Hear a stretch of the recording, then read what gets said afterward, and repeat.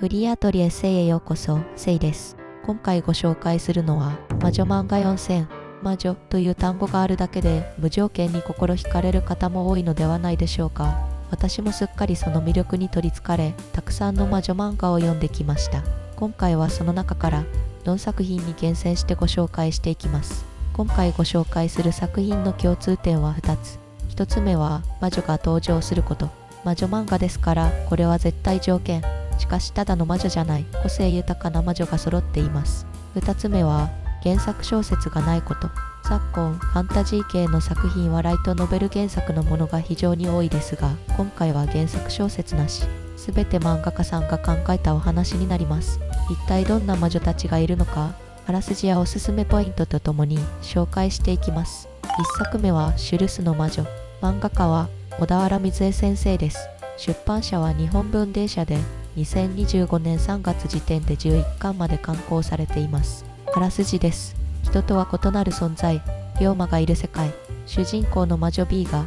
妖魔退治を行う海魔師の青年ユーリに助けられたところから物語は始まります。魔女でありながら魔術が使えない B は、ユーリに弟子入りさせてほしいと頼みます。しかし、ユーリは海魔師でありながら、専用のゴーグルがないと妖魔の姿が見えない人でした。能力がない人間に弟子入りしても無駄だと断る有利ですが、あることをきっかけに魔女の血を体内に取り入れると、妖魔が見えるようになることに気がつきます。また、魔女の血には妖魔を引き寄せる性質もありました。魔女の力について研究する目的で、E は有利の家に滞在することを許され、共に妖魔退治を行うというお話です。おすすめポイントは3点。1つ目は、伏線が散りばめられた構成です。あらすじだけ聞くと、主人公の B と海魔師のユーリが依頼をこなしていくお仕事系かなと捉えられたかもしれませんが、そちらは本作の本質ではありません。本作の際立つ長所は、第1話から最新話まで続く綿密に練られた構成です。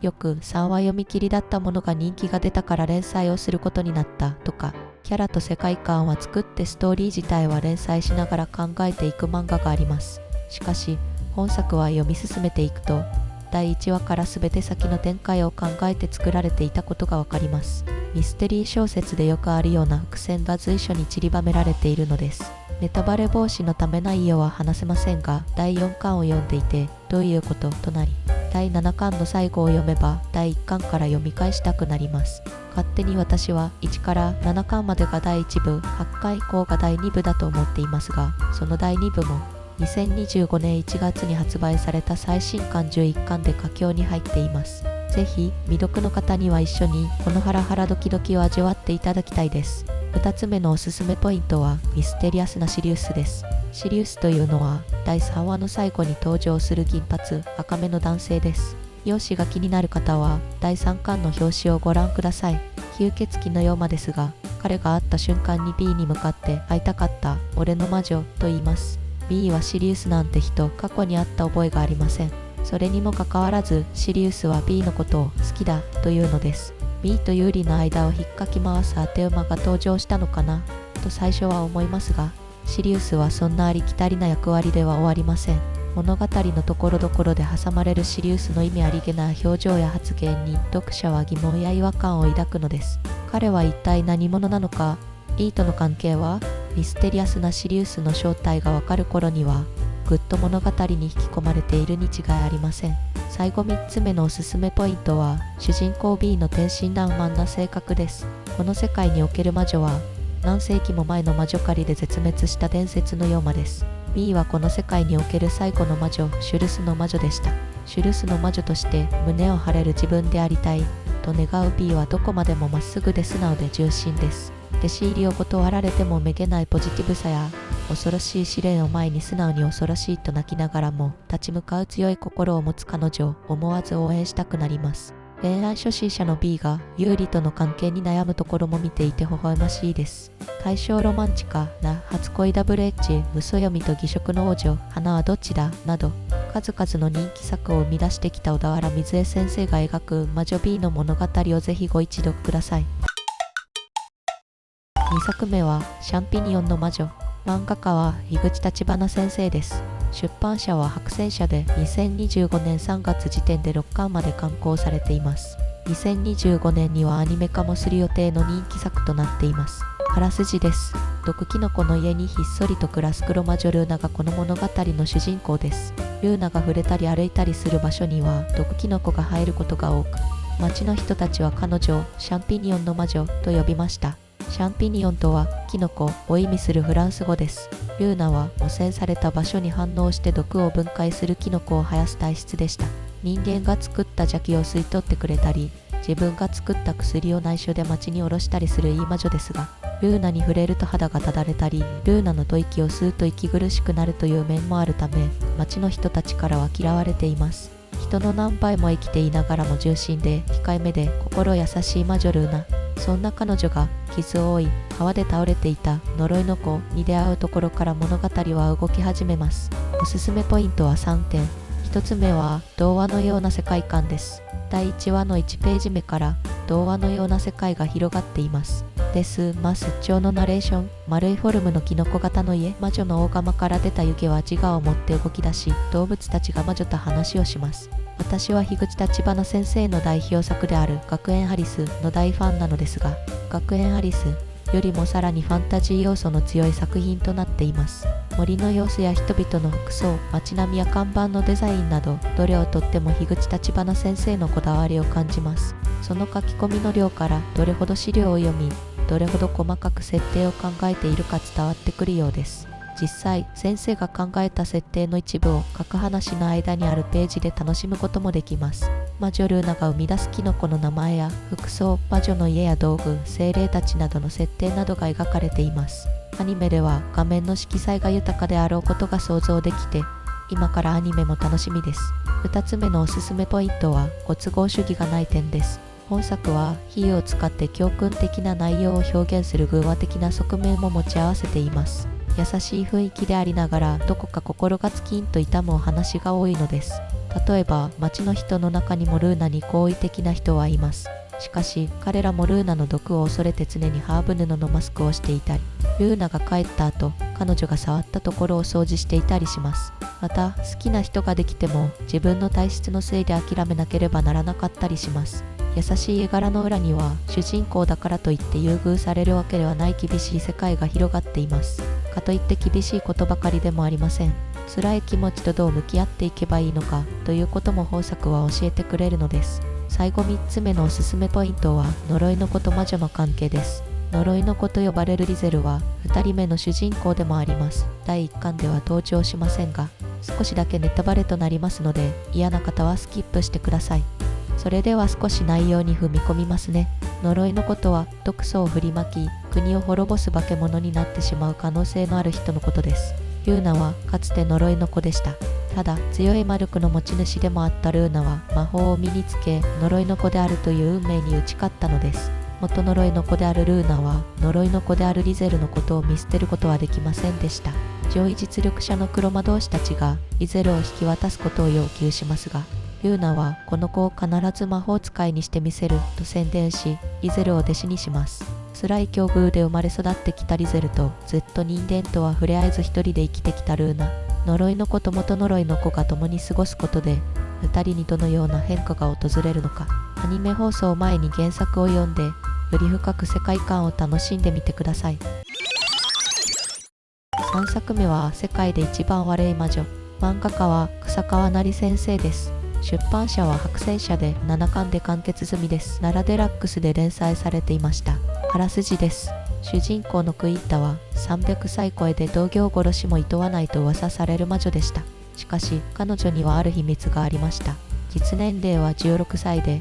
1日3回しか魔法が使えないのです。そんな彼女の目的は世界で一番悪い魔女でいること。そこで出会ったのがイルロイ教授です。彼はこの世界特有の生き物であるマカク類ホラントラーを研究する若き天才学者でした。ちなみにこのホラントラーは国立科学博物館で見た大角塚の骨格標本がモデルだそうです。研究成果をめぐり魔法使いたちから狙われる教授はクインタが連れている巨大なホラントラーに興味を示しボディーガードを依頼します。教授のボディーガードをすれば自分の悪名がさらに高まると思ったクインタは教授と契約し、研究結果の登録地である賢者の図書館を共に目指すことになります。おすすめポイントは3点。1つ目はギルロイ教授の性格です。若くして博士号を5つ持っている天才的な学者であるギルロイは人一倍知的好奇心が旺盛です。知的好奇心を満たすためには人の気持ちも考えず突き進むところがあり、300歳だと聞いているのに優美な反応をするクインタに許可もなくキスをしたり、大魔女なのに1日3回しか魔法が使えない謎多きクインタに執着し始めたりします。2つ目のおすすめポイントはクインタの教授に対する態度です。少女漫画であるため主人公クインタと教授がいつか結ばれるのではと想像しながら読み進めますが、最初のクインタは恋愛的な意味で教授に好意を抱いてはいません。いつも適当に付き合っては飽きて別れるという教授の恋愛観を耳にしていたり、教授の普段の感じの悪い発言が原因ですが、そのすぐに好きにならない感じが現実味があって良いなと思いました。クインタは世界で一番悪い魔女でいるという目的があり、そのためには教授のボディーガードをクビにされるわけにはいかない。つまり実年齢が16歳であることも、1日3回しか魔法が使えないことも知られてはならないから気を張っているのです。そんな状況で出会ったばかりの人と恋愛とはならないでしょう。ファンタジー兼少女漫画でありながら登場人物の心理描写に無理がない点が好きです。最後3つ目のおすすめポイントは2人の旅路です。2人の旅の目的地は賢者の図書館です。ここで教授の頭の中にある研究結果を登録できれば旅は完了。秘密を知られないように気をつけるクインタと暴こうとする教授。2人の駆け引きにドキドキしながらもお話の終着地点が読者にも教えられていることでストレスなく読めます。ただこれは先の展開が読めるということではありません。研究結果を図書館に登録するためにはいくつかの推薦状を受け取らなければならないし、登録させないよう襲ってくる魔法使いたちもいます。旅の行く先々で騒動に巻き込まれたり、まっすぐ図書館にたどり着けるわけではないのです。クインタと教授は無事に研究結果を図書館に登録できるのか。7巻で完結済みのクインタたちの冒険をぜひご一読ください。